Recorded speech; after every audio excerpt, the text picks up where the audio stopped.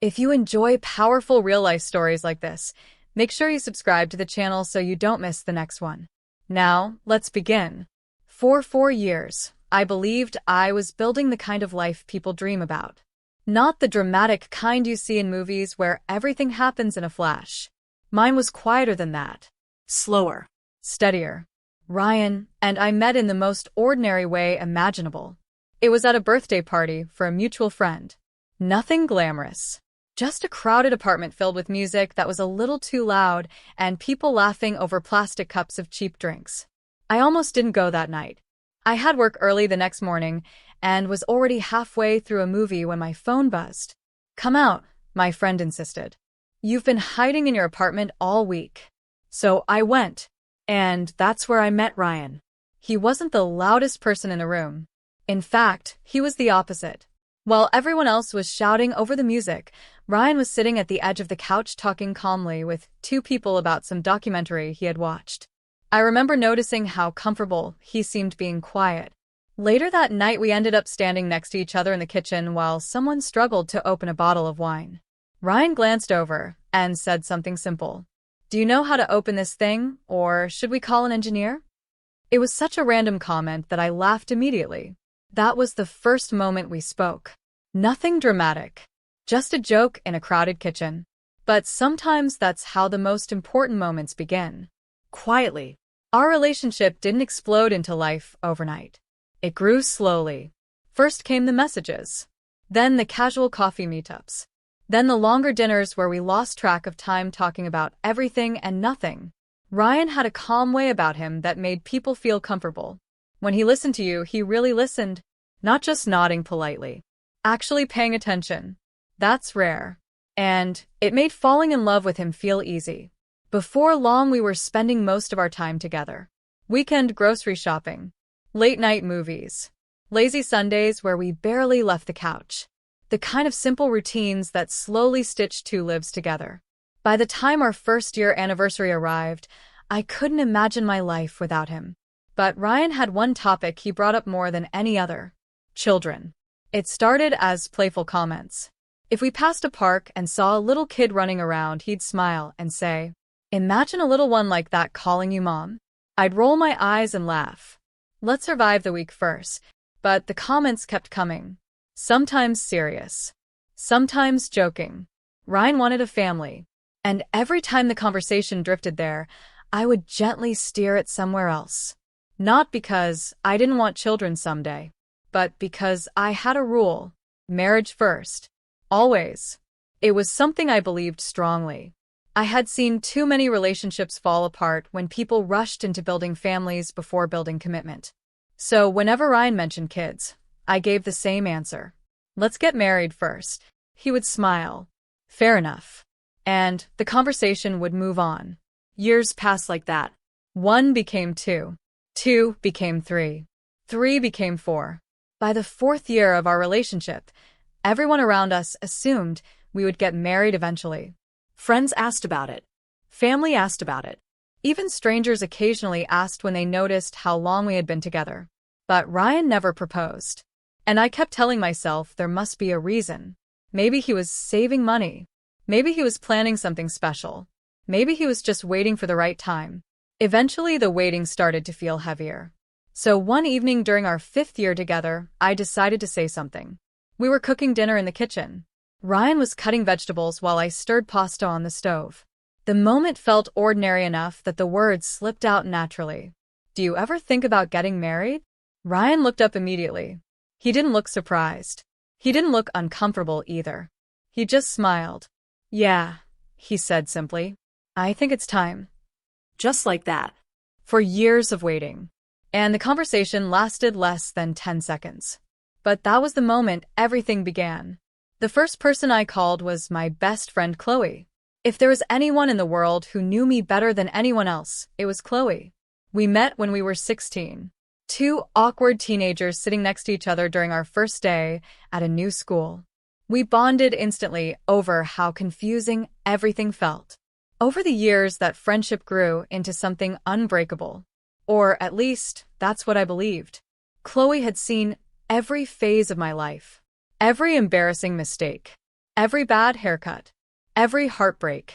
She was the person I called whenever something important happened. So, of course, she was the first person I told about the wedding. Her reaction was louder than mine. "Oh my God," she shouted into the phone. Finally, from that moment on, Chloe threw herself into the wedding planning with unstoppable energy. Sometimes it felt like she was more excited about the wedding than I was. She researched venues, compared decoration styles, contacted vendors, even helped organize the guest list. Whenever I started stressing about something, Chloe would wave it off confidently. "Relax," she said over and over again. "Everything is going to be perfect." And for a long time, I believed her. The months leading up to the wedding were chaotic. Wedding planning has a strange way of turning small decisions into enormous debates. Cake flavors, flower colors, table arrangements, guest seating. Every detail suddenly felt important. Ryan tried to stay involved where he could. He attended venue visits, helped narrow down decoration themes, and occasionally even sat through cake tastings. Though he always joked that all cake tasted the same to him. Life felt busy, but good, like we were building something real, something permanent. At least, that's what I thought. Then, slowly, small things began to change. Not enough to cause panic, just enough to create a quiet discomfort I couldn't explain. Ryan started taking more phone calls outside the room. His phone was always turned face down on the table. Sometimes he suddenly had work meetings late in the evening. At first I ignored it. People get busy, especially when big life events are approaching. But the strange feeling in my chest didn't disappear. It just sat there quietly, growing heavier over time. Whenever I mentioned it to Chloe, she always had an explanation ready. "He's stressed. Men get weird during big life changes. You're just overthinking." Her answers sounded reasonable, so I tried to believe them. But something inside me kept whispering that something wasn't right. And soon, that whisper would become impossible to ignore. At first, the changes in Ryan were so small they almost felt imaginary. Little things. Things you could easily explain away if you wanted to. Because the truth is, when you love someone, your mind becomes very creative at protecting that love. Ryan started keeping his phone with him more often. Before, he used to leave it on the table while he went to shower. Now it followed him everywhere. Bathroom, balcony, even short trips to take out the trash. It was subtle, but I noticed. Another thing I noticed was the way he started taking phone calls outside. Not every call, just some. He would glance at the screen, stand up casually, and say, "I'll take this outside." Then the balcony door would slide shut, and I would sit inside pretending not to notice. The first few times I ignored it. Work calls happen. People need privacy. There was nothing unusual about that. But then the calls became more frequent, and the unease inside me began to grow. One evening while Chloe and I were going through decoration ideas at my apartment, I mentioned it. Not in an accusing way, just casually. "Ryan's been getting a lot of work calls lately." Chloe didn't even look up from the magazine she was flipping through. "Yeah, that happens when big projects come up." Her tone was smooth, immediate, almost rehearsed. I watched her for a moment. "Maybe," I said slowly. Then she glanced up and smiled. "You're not getting paranoid on me, are you?" The way she said it made me laugh. Because Chloe had always been the logical one between us. The calm one. The one who talked me down whenever I started worrying about something unnecessarily. So if Chloe said I was overthinking things, then maybe I was. But something else began happening that felt stranger. Sometimes Ryan would ask Chloe questions about me. Not casual questions. Personal ones. "How has she been feeling lately? Has she been stressed about the wedding? Has she said anything about me?" The first time it happened, I didn't think much about it. Maybe he was just trying to make sure I wasn't overwhelmed. But when it happened again, and again, the feeling became harder to ignore. One afternoon, Chloe mentioned it casually while we were meeting with a florist. "Ryan texted me yesterday asking how you were doing." I looked up. He did. "Yeah," she said, arranging flower samples on the table. "He just wanted to make sure you weren't getting stressed." Something about that sat strangely with me. Why wouldn't he ask me directly? Later that night, I mentioned it to him. You could just ask me those things yourself. Ryan laughed lightly. I know. I just thought Chloe might give a more honest answer. The explanation sounded harmless. Still, something didn't feel right. But feelings without proof are dangerous. They make you question your own sanity. So once again, I let it go. The wedding date slowly crept closer. 3 weeks away. 2 weeks away. Every day seemed filled with phone calls and planning. Cake tastings. Dress fittings. Finalizing guest lists. Ryan seemed a little distracted sometimes. But whenever I asked if everything was okay, he would smile and reassure me. Just work stress. And Chloe continued being my constant support. She helped confirm vendors, reviewed the seating plan, even double-checked the music playlist for the reception. If anything, she seemed even more invested in the wedding than I was. That made the strange feeling inside me even harder to accept. Because how could someone helping me so much be hiding something from me? Then came the night that changed everything. 3 weeks before the wedding. Ryan had fallen asleep early on the couch. I was still awake, sitting at the dining table surrounded by papers and notes. The seating chart had become a nightmare. Every time I moved one guest, it created 3 new problems. So I decided to use Ryan's laptop. Mine was dead, and his was already sitting on the table. I opened it, started rearranging the seating list. And that's when the notification appeared. A small message box sliding into the corner of the screen. One name. Chloe. My best friend. For a moment, everything inside me froze. It wasn't unusual for Chloe to message Ryan. They had been communicating a lot about the wedding. But something about seeing her name on his laptop felt different. Before we continue, I'm curious about something. If you were in this situation, would you open the messages, or would you respect the privacy and walk away? Tell me honestly in the comments. Now, let's see what she decided to do. My eyes stayed fixed on the notification. My finger hovered over the trackpad. I could click it. Just one small click. And I would see the conversation. But another voice inside me spoke just as loudly. You trust him. You trust her. So I closed the laptop. I told myself something simple. I'm not the kind of person who invades someone's privacy. Then I went to bed. But trust has a strange relationship with doubt.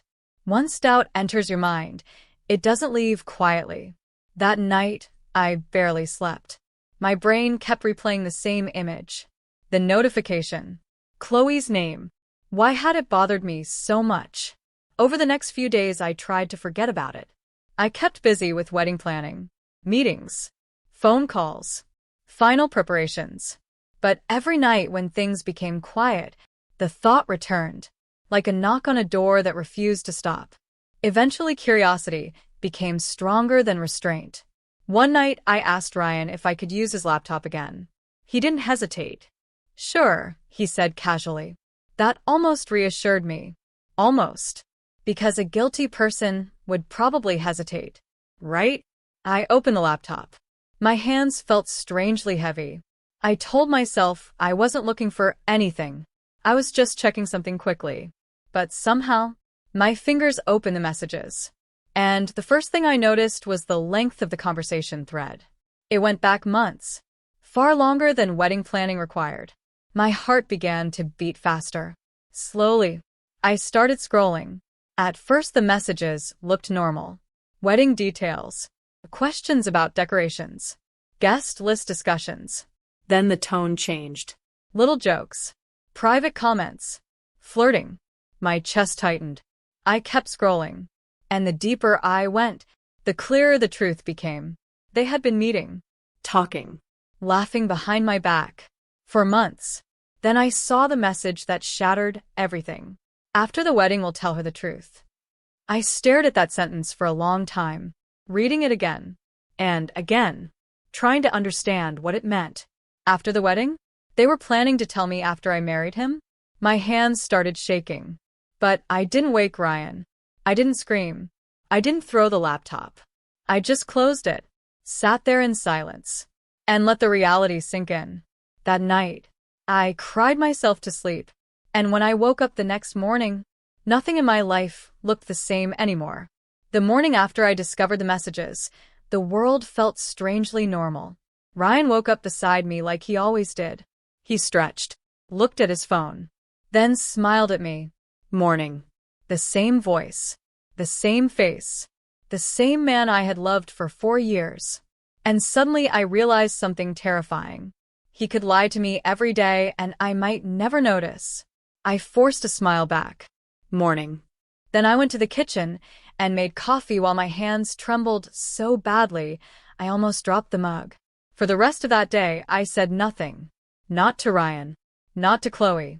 Not to anyone. Part of me wanted to confront them immediately. To scream. To demand answers. But another part of me knew something important.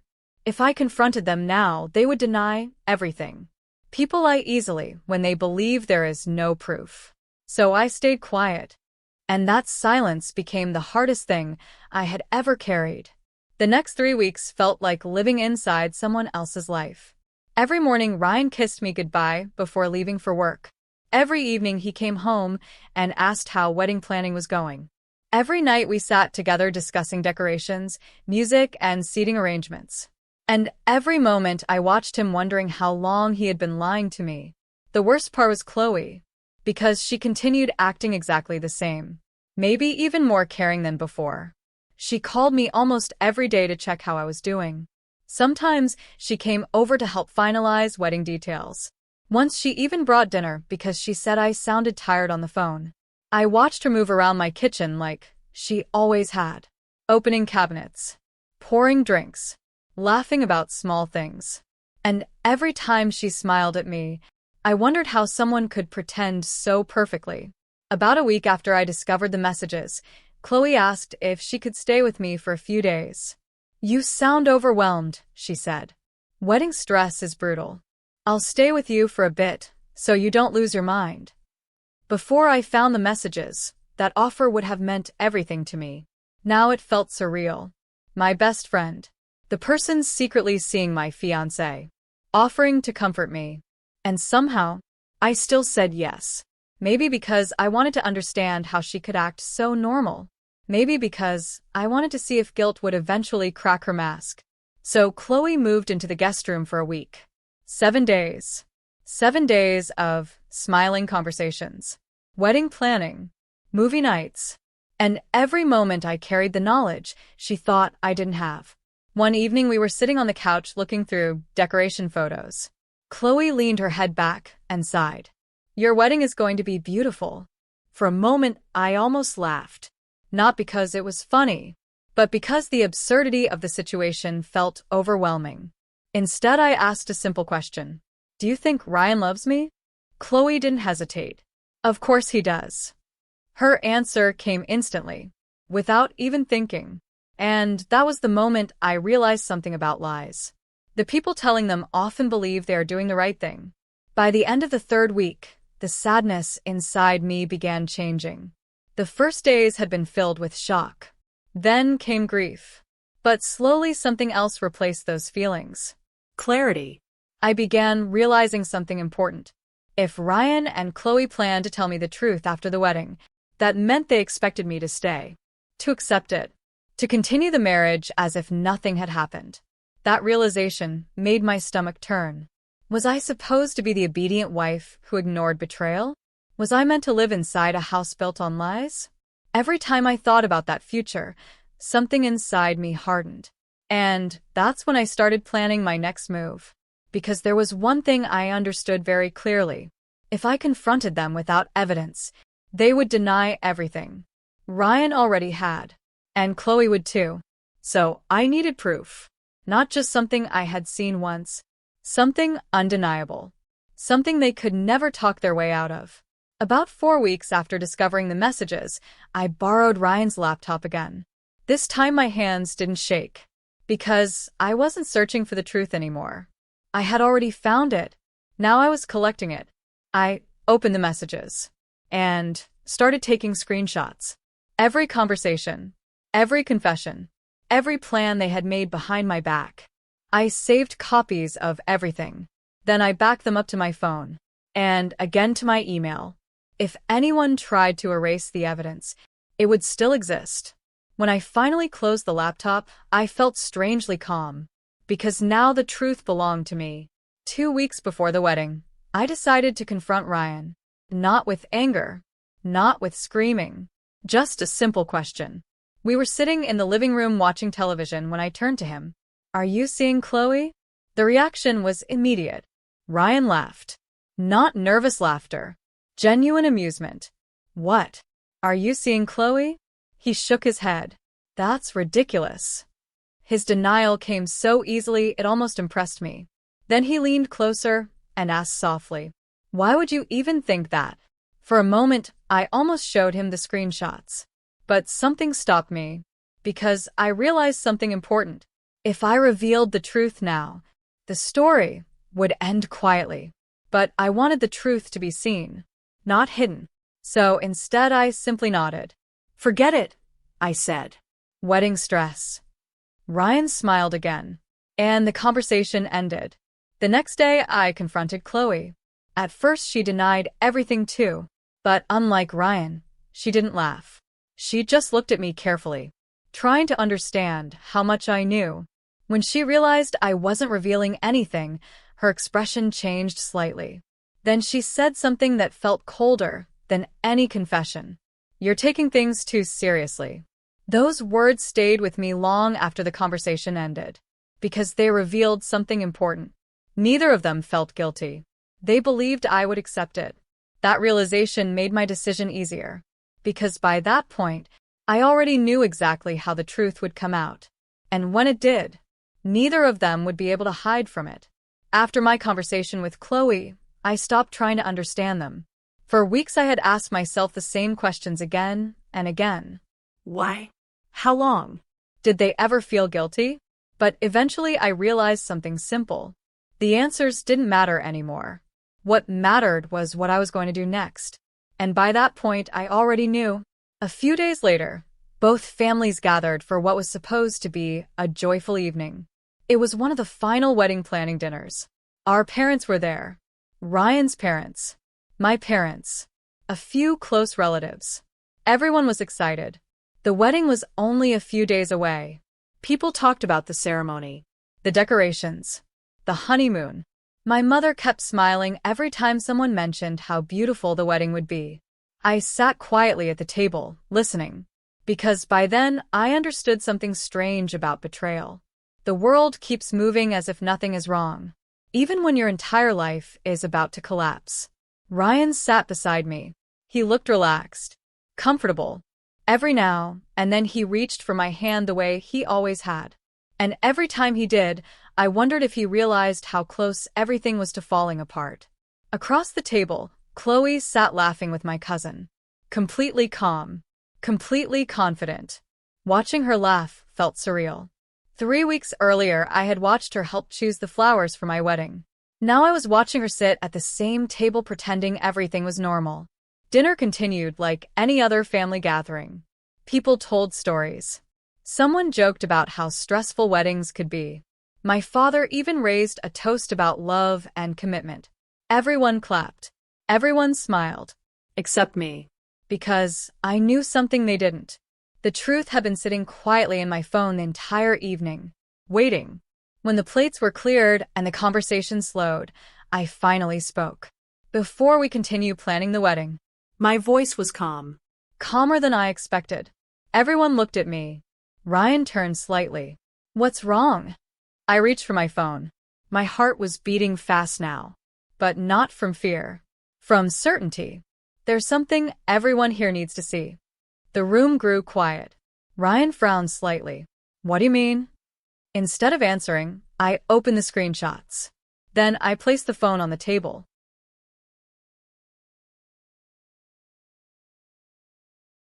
And slid it toward my parents. The first few seconds passed in silence. My mother leaned forward. My father adjusted his glasses. They started reading. Slowly. Line by line. Their expressions changed almost immediately. Confusion. Then disbelief. Then something heavier. My mother looked up first. "What is this?" Ryan leaned forward. "Let me see." My father handed him the phone. And for the first time since I had discovered the messages, Ryan stopped smiling. He scrolled through the screenshots quickly. Then slower. Then he stopped entirely. The color drained from his face. Across the table, Chloe had gone completely still. She hadn't asked to see the phone. She already knew what was on it.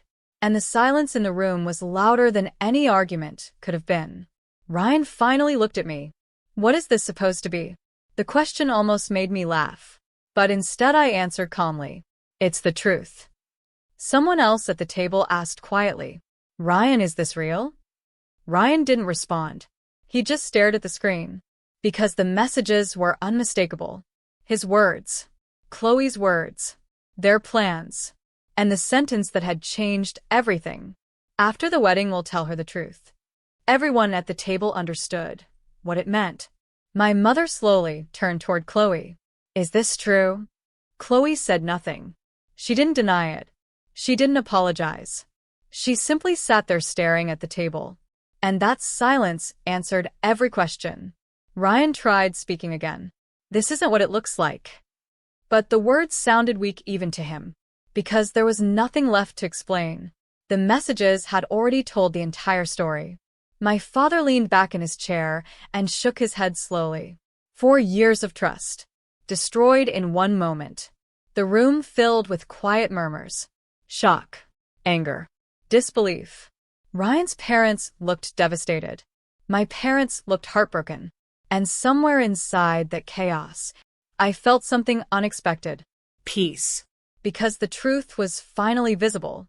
No more pretending. No more secrets. No more silent suffering.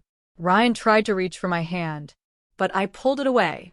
That small movement felt like closing a door. He opened his mouth again. But this time I spoke first. The wedding is canceled. The words felt strangely light when I said them, as if they had been waiting to be spoken for weeks. No one argued. No one protested. Because by that point, everyone understood there was nothing left to save. The next few days were a blur of phone calls and cancellations. My family helped handle most of it. Venues, vendors, reservations, deposits we would never get back. The wedding dress stayed hanging in my closet untouched. The life I had imagined for 4 years disappeared in less than a week. But something else disappeared too. The lies, the pretending, the uncertainty. And when the chaos finally settled, I realized something important. I wasn't broken. I was free. After the confrontation, the house felt strangely empty. Not physically empty. People were still around. My parents stayed with me for a few days, helping make phone calls and cancel things that once felt so important. But emotionally, everything felt hollow. For 4 years, my life had been built around a future with Ryan. And now that future had vanished. Just like that. The first few days were the hardest. Every corner of the house reminded me of something. The couch where Ryan and I used to watch movies. The kitchen where we had planned dinners together. The spare room where Chloe had slept during the week. She stayed with me, pretending to comfort me while she was secretly destroying my life. Sometimes the memories came all at once. Other times they arrived quietly, like shadows appearing in the corner of a room. But each time they did, I reminded myself of something important. The life I had imagined with Ryan was never real. Because real love doesn't hide behind lies. The wedding dress stayed in the closet for weeks. At first I couldn't even open the door. The thought of seeing it felt unbearable. Eventually, one afternoon, I forced myself to look. The dress hung there exactly as it had before. White. Perfect. Untouched. For a moment, I stood there imagining what the wedding day would have looked like. Walking down the aisle. My family smiling. Ryan waiting at the altar. And suddenly a realization hit me harder than any memory. If I had never opened that laptop, that wedding would have happened. I would have married him. And the truth would have come out later. After the vows. After the honeymoon. After the life we built together. The thought made my chest tighten. But then something unexpected followed it. Relief. Because somehow, despite everything, I had escaped. The next few months were about rebuilding. Not in a dramatic way. Just small steps. Returning to work. spending time with friends, learning how to enjoy quiet evenings again. Some days were easy, other days were heavier. But slowly, the pain stopped feeling like a storm and started feeling like something distant. Like thunder you can still hear, but far away. Ryan tried to contact me a few times in the beginning. Messages, calls, apologies. I never responded. Not because I wanted revenge, but because there was nothing left to say. Some doors don't need arguments to close. They just need silence. Chloe never reached out, and that told me everything I needed to know. A real friend would have at least tried to explain, or apologize, or acknowledge the damage she caused. But Chloe disappeared from my life the same way she entered it years ago, quietly. Except this time, the silence meant something different. About a year passed. Life had become peaceful again. Different than before, but peaceful. Then one afternoon I heard something interesting from a mutual friend. Ryan and Chloe had broken up. Apparently their relationship hadn't lasted long after the wedding was canceled. And the reason was almost unbelievable. Chloe cheated on him. When I heard that, I sat there for a moment processing it. Not laughing, not celebrating, just thinking. Because the same betrayal that destroyed my relationship eventually destroyed theirs too. And somehow that felt like the universe balancing its own scales. Later that evening I went for a walk. The air was cool. The sky was quiet. And for the first time in a long while, I thought about the entire story from beginning to end. The 4 years. The love. The lies. The wedding that never happened. And something became very clear to me. At the time, I believed I had lost everything. My fiancé. My best friend. My wedding. My future. But looking back now, I realized I had actually lost nothing that truly belonged in my life. Because the people who betrayed me had never really been mine. They were just passing through. And sometimes, the most painful betrayals don't destroy your life. They simply remove the people who were never meant to stay in it. If this story moved you, or if you've ever experienced something similar, feel free to share your thoughts below. Stories like this remind us that sometimes the hardest moments in life protect us from the wrong future. And if you enjoy deep storytelling like this, follow or subscribe so you don't miss the next story. Thank you for listening.